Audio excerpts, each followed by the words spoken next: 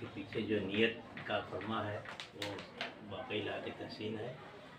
और अगर इस किताब को ज़िंदा रखने की नीयत से उन्होंने इसको शाया किया है तो ये काज जो है सूखमंद है और इसके लिए इनको मुबारकबाद देनी चाहिए। मैं माहिर उर्दू तो हूँ नहीं कि इस सब्जेक्ट पे कोई इज़हार ख्याल कर सकूँ, बस ये है कि अपनी शुद्ध बुद्ध के लिए जो है जो थोड़ी बहुत तगदो की है मैंने इधर उधर से उसका इस्तेफादा जो है मिलता रहता है मुझे।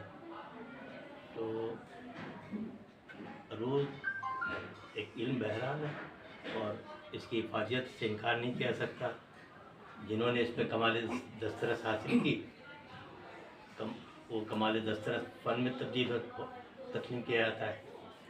तो इस फ़न का उसूल जो है वो कोई कारज़िया नहीं है, कारामद है। और आदमी की शायरी पे इससे जो है बहुत कुछ मदद मिलती है।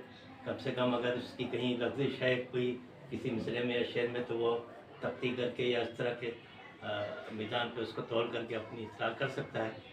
लेकिन मैं इसका क़ाइल नहीं कि उसमें बहुत ज़्यादा ख़ुद को गरकाब किया जाए। गरकाब करने का एक नुकसान ये भी है कि फिर आदमी की बर्जस्तगी शायरी की जो है वो जाती रहती है। अगर आपने एक मिसरा कहा और उसको तोड़ने बैठ गए तो फिर अगले जो मिसरे आप पे नाज़िल होने वाले हैं उन पे हर्फ आता है। तो इसलिए जो है उसको वैसे इल्म के हासिल करना कोई मायूब बात नहीं है और इल्म का हर इल्म आदमी को हासिल करना चाहिए। लेकिन उसमें गरकाब होने की ज़रूरत जो है वो शायरी के लिए बहुत ज़रूरी नहीं है। शायरी में जो आप शायरी करते हैं वो एक तरह से वज़ीयत खुदाबंदी की समझ लीजिए उसको, और मौज़ूनियत तबा जो है उसमें अहम किरदार अदा करती है इंसान की। अगर आदमी मौज़ूनियत तबा से सरशार है तो उसको जो है फिर रोज़ की शाद ही ज़रूरत पड़ती है। बहुत से ऐसे शुरा गुज़रे हैं जिनको अरूज़ का ऐन भी नहीं पता था, लेकिन उनकी शायरी में आपको कोई इस तरह का ऐब नहीं मिलेगा। तो ये एक बहरहाल इल्म है और अगर आदमी इसमें गरकाब होना चाहता है तो फिर इसी इल्म पे खालिस दस्तरस हासिल करे।